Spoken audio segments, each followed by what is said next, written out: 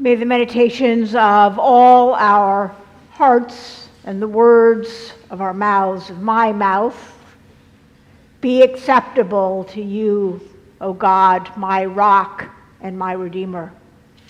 Please be seated.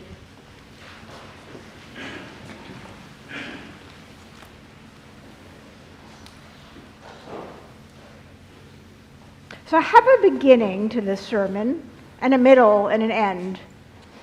But I want to begin by acknowledging how difficult our readings are today.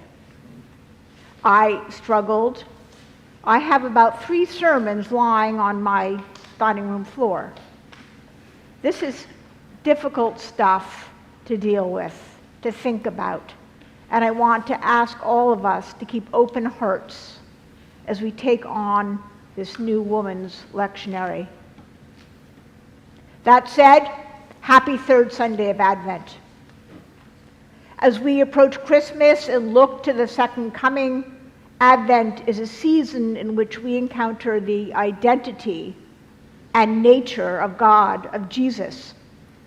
The history of Jesus' parents and family is extremely important in this, as also is knowing the history and stories of our own parents and our own grandparents. Our families' histories don't define us, but they help us know where we come from. They are a piece in the puzzle of who we are and what we desire to become. And how do we know who Jesus is, his history, his stories of origin? And that is the question the list called The Begats, which Julie read so beautifully, that begins the first paragraph of the Gospel of Matthew. That is the question it attempts to answer. The Begats, unfortunately, are not generally understood to be riveting.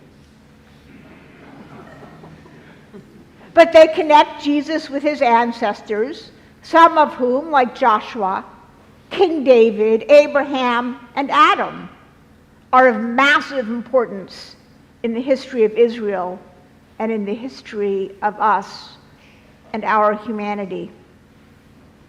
And yet the Begats found in the Gospels of Matthew and Luke connect Jesus to David and Abraham only by following his descent, the descent through the fathers, as if that were the sole background of Israel.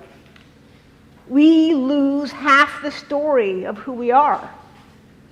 We lose the female part of our identity. And so today we heard a different version of the genealogy, one that traces not Jesus' forefathers, but his foremothers. Instead of Abraham and David, we hear Sarah and Bathsheba, not Jacob, but Rebekah, not Obed, but Ruth. And the book of Ruth, which we will return to over and over in the coming months, is the story of women. It is the story of their love and their loyalty. And it is also, and perhaps especially, the story of their ingenious maneuvers to secure their place in society. We see Naomi navigate cleverly to obtain a husband for Ruth and to bring herself as well a grandson, the Obed, whom she takes to her heart to nurse as her child. She fosters this boy born to Ruth and Boaz, and this boy Obed will care for her in her old age, a widow otherwise without means. And he joins the list of Jesus' male relatives. However, many of the other women's names have been lost, never considered by the rabbis who wrote our spiritual history. In fact, most women in the Bible are unnamed. Named women make up no more than 8% of all the named characters. And so our public record, that is, the Bible, is silent on their stories, their identities as people, their relationships to God. Women whose stories we do hear are so often sex workers, queens, and barren women in need of children, people who are defined by their sexual or reproductive task. So I ask us to listen between the lines. These women whose names we do know, the Hagars, the Naomis and Ruths, the Tamars and Rahabs, broke assumptions about the role of women in a patriarchal society, and they are wily. They are wily women bent on survival. And some, like Tamar or Rahab, transgress the sexual mores to right an injustice or to act to help others and change the course of Israel's history, our history. And maybe that t-shirt is right. Well-behaved women rarely make history.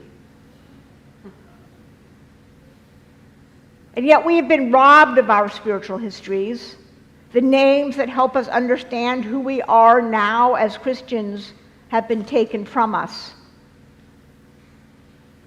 Let me relate this to our present history as an analogy. What is your name? Where did it come from?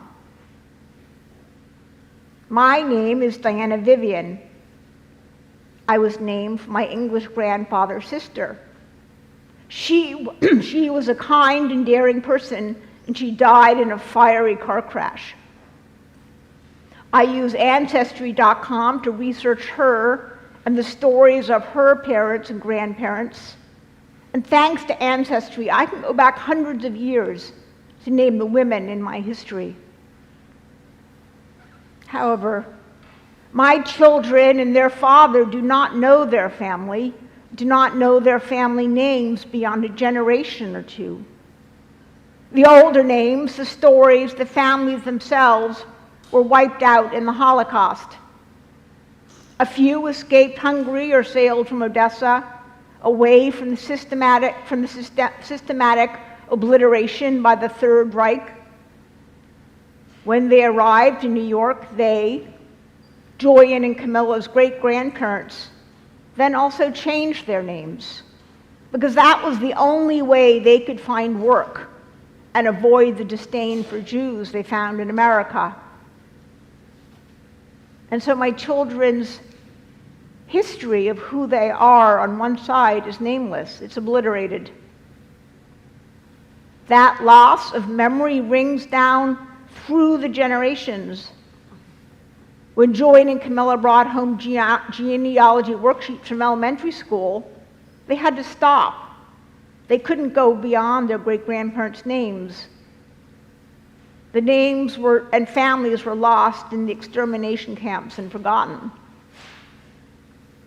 And Jewish people certainly are not the only ones to have faced systematic erasure. African Americans have a different horrific history of annihilation and loss of name and story. For hundreds of years, American slaves were wrenched from their families, given the names of their owners. Thousands, in fact, are recorded in slave rolls with no names at all, only by sex and year of birth. And their histories, their lives, their names are lost to us. We cannot go into Ancestry.com, or most often we can't, and find their names, understand who we were by our mothers and fathers. What happens when we lose names? The dominance of men in the public record hit me yesterday when I was hunting for the recent obituary of a father of a school friend. So I went and I Googled his name, and I Googled obituaries in the Washington Post. And in the 20-odd obits, Besides that of the Cheers actress Christy Allen, only 2 others were women. Wow, I thought, women really must be outliving men these days. The men were recorded mostly for their role in politics and national government, sports and music, and the women were invisible by comparison. Wilda Gaffney's lectionary presents a different story about ourselves. Not just the women, but the men and all of us, about ourselves.